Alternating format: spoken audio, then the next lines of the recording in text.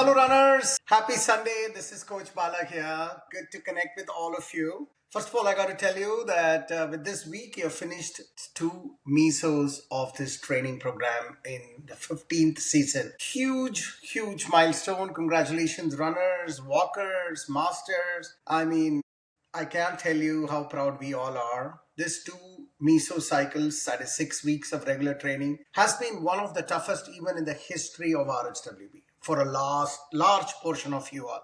It's because this weather, this time the winter has been brutal and it has not been easy. We still see that a lot of you have managed it. Some of you are trying your best, still missing here and there. That's totally fine. Life happens. That's why training for a marathon is not everyone's cup of tea, because when you do anything for 16 weeks, you do have to deal with all these kind of unforeseen challenges in addition to the foreseen challenges that is training for a long distance running. So seriously, huge kudos to all of you for hanging in there, getting up to this spot. And I wanted to use and dedicate this weekend for a very important message.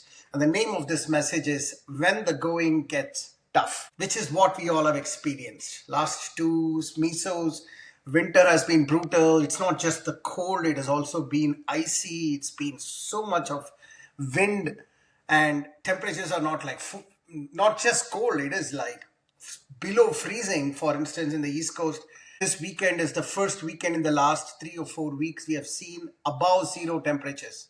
It is still in its early 40s, 40, 41, 42, which is traditionally considered very cold. But we have reached a point where getting to 42 has been as if spring has come here for us. Still, it's ice everywhere. It's not melted yet, but still the very fact that the temperature is above 32, which is the zero, we feel as if things are getting better, which it will. It's just a matter of time. This winter will pass away, spring will come, and then, everything is an amazing running journey. So at this point, there is something that we all need to think about, which is how to manage this. It's not about letting it go. And that's what this weekend message is all about for you all, which is when the going gets tough. That is when winter is there or something else has happened, family, travel, so many things have happened, and suddenly you find yourself in this morass, in this huge inertia that is sort of not allowing you to get into any sort of rhythm, let alone finishing the training. There's no rhythm at all. Every run, the decisions before every run seems a hard one. Our first instinct is to procrastinate. First instinct is to say, you know what, I'll do it in the evening, or maybe today I'll forget about it. Starting from tomorrow we'll do, or starting from this weekend we'll do. All kinds of things the brain is throwing at you, and we are finding it difficult. And that's what I mean by going it tough. And how do I know all this? I personally have experienced it many times, and I'm experiencing it right now in this season.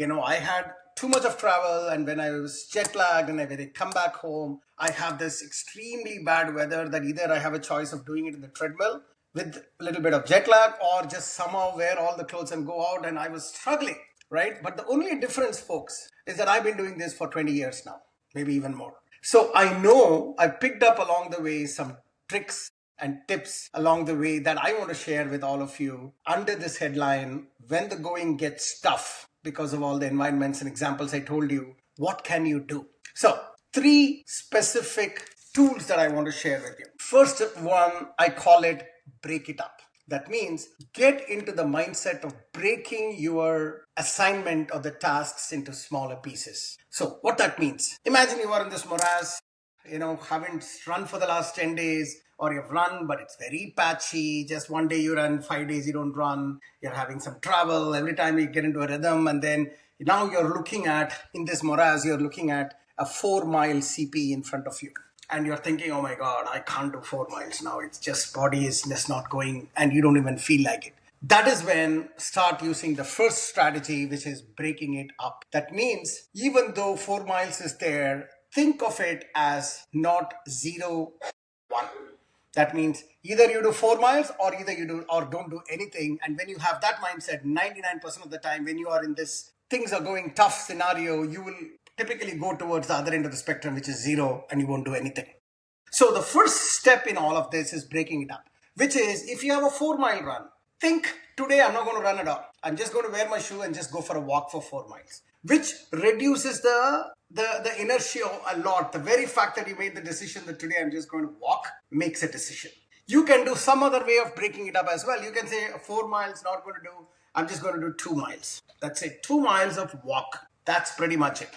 Start like that. If you think you can run, but you can't run 4 miles, that's fine. Do a jog. Do like a simple walk run. I do that. 1 mile of jog, 2 miles of walk. 1 miles of jog, 2 miles of walk. That's what I'm going in with mentally. This is what I'm going to do. That's it. No pressure, no 4 miles. Another way of looking at breaking it up is I'm just going to do for 20 minutes. That's it. That 20 minutes could be just walking for a mile, walking for 2 miles, run and walk for 2 miles. It doesn't matter. Only 20 minutes. That's all I want to do. See, if you think about it, these are all various ways in which you're breaking up that 4 mile into something lot smaller, lot easier, and just going and checking the box. That's all you're doing. Let's get into that habit, breaking it up. When you do that, two things happen. One is you just do what you're just decided to do, which is just 2 miles of walk, finish it, come back, you'll feel good, take the win. It's not 4 mile, but it is something. That's one possibility. The other possibility is when you're doing 1 mile and 2 mile, you get a little bit regenerated. When you're finishing the 2 mile, you just get regenerated. It happens more often than not. Where you're saying, next 1 mile, I'll just do a little walk run. It happens. Or after 1 mile only, you feel a little regenerated. Instead of just walking the second mile, you just do a little jog, second mile. So typically keep your brain open, mind open, so that you do minimum, whatever you have decided. But if you feel good, challenge yourself. And that challenge also, don't go for a big challenge. Just say that I'm just going to do the next 1 minute of jog and that's it. After that, I'm going to walk the rest of the distances I'm going to do. The idea here is as you pick on a little challenge, you just realize that your body is just getting into a rhythm because it's all the mind game. Your body is actually always ready. It's just that the mind has decided that it is not ready. So you're just telling the brain that no, it is ready. That's the strategy of just getting out of the house or going into the treadmill and doing something that is better than doing nothing, but breaking things up into small pieces. Okay, so that's my first suggestion for you. The second tool that I want to say is what is called as a build momentum. Now, imagine you did that for 1 day. Let me give you a magic number here, folks, especially those who are return runners struggling to get started because the going is tough right now. Early on, if you remember when you start, I say the first milestone for new runners is the 21-day milestone. That means you need to get into the habit. You somehow force yourself to do this for 21 consecutive days. Anything you want to make it a habit, 21 days, it gets into a habit. The 22nd day, the marginal effort for the 22nd day is a lot lower than the marginal effort in, let's say, the first few days. That's the basic thing that we are training for. Likewise, I give you another number. Consecutive days. Return runners, all you think of is I want to get to 3 days. Even in new runners, let's say you got some disruption in between after 5 weeks of good start. You are just thinking about, I just want to do 3 consecutive days of dirty runs, whether run, walk and jog, you name it. But 3 consecutive days, you do it, you start building momentum. Third day, once you finish, you realize that, oh my God, it is a lot easier for me to go and make the run 4th day, irrespective of the conditions. Now, this is something I've used it time and time again, because every time I want to get back after a break, I'm only thinking of 3 consecutive days of dirty runs or dirty walks. It doesn't matter. If you go back to my, just go to Strava right now. I struggle, as I said, this year has been a struggle for me thus far. I'm supposed to be in a marathon training, but too much of travel last month. And whenever I was here, I was jet lagged and it was super cold. Just didn't feel like it. So January just went away like that. So I'm realizing, holy God, I have to start now. But I knew I've done this many times. So I just focused on 3 bad run days. Go to my Strava last 4 days, go and check it out. It was just a very silly runs. Forcing myself to do it. And yesterday I finished 5 consecutive days and I feel ready. I am ready for next week. In fact, today I might even go for the 6th consecutive day of run. Just slow runs, slow, sleepy runs. But I have built a momentum. I've built a streak. And once the streak is in place, next week becomes very easy. I'm very confident next week I'll do a lot better. And then I'm on to the zone again. So building momentum with 3 days of continuous running is what you need to focus on, or walking. After that, rest will flow. That's my second message for you. Second tip. And then the third tip is mentally prepare. Now you got to spend time mentally preparing. And for this, I want to give an example of my own mom. She has never missed any runs. Even in this winter, she's still living, visiting me right now. This winter, it's so cold for her. I mean, first of all, she's an octogenarian. On top of that, she's come from southern India, so she's not used to this kind of cold. So if it is cold for us, for her, it's doubly so. Even then, she hasn't missed out on anything, either treadmill or she goes out and done. How does she do that? Her strategy is she thinks about it mentally. She's senior citizen, so she has a little bit extra time in her head, probably. But still, there's something to learn from here. If tomorrow is the long run, like for instance, her long run was yesterday in the morning at 10:30. I said, I'll come and run with you. She was mentally prepared for it from Friday. Saturday was the long run. Friday onwards, she's been thinking, when should I do? 11 o'clock in the morning.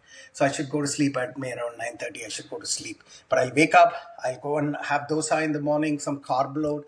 And she's telling me already that, hey, you are coming, right? 11 o'clock, you're coming. So she gave me some pressure too, which was great because I went and finished my long run at 11 o'clock in the morning on Saturday. The best way to get started. But if you look from her side, she's been mentally thinking about this for 24 hours. My lesson to you that we can learn from this octogenarian is that a run can happen quite easily when you mentally plan and think about it, visualize what's going to happen maybe 24 hours before. Instead of randomly saying, oh, shoot, I have to do it suddenly and then forcing yourself to wear a shoe. If you only think tomorrow, 11 o'clock is my run, and today you're thinking, okay, what will I do? I'll get up in the morning, wear the shoes. Yeah, I have to be ready. 11 to 12, 1 o'clock, I'll be running. So let's have lunch later. But you're mentally planning around it. You're mentally getting ready. You do that, it becomes far easier to wear that shoe and get out and wear that winter clothing and get out. Yeah. So the combination of breaking things up into smaller chunks that is easily biteable, doing the same thing for 3 consecutive days so that you get the momentum ready, and mentally planning for each run 24 hours earlier. The combination of all of these 3 things will get your mojo back and get you back into awesome training from nothing. This is how, when the going gets tough, you, the tough runner, can get going. You make that happen. You experience it once, you'll feel confident. The next time when there is a break, you know how to come back.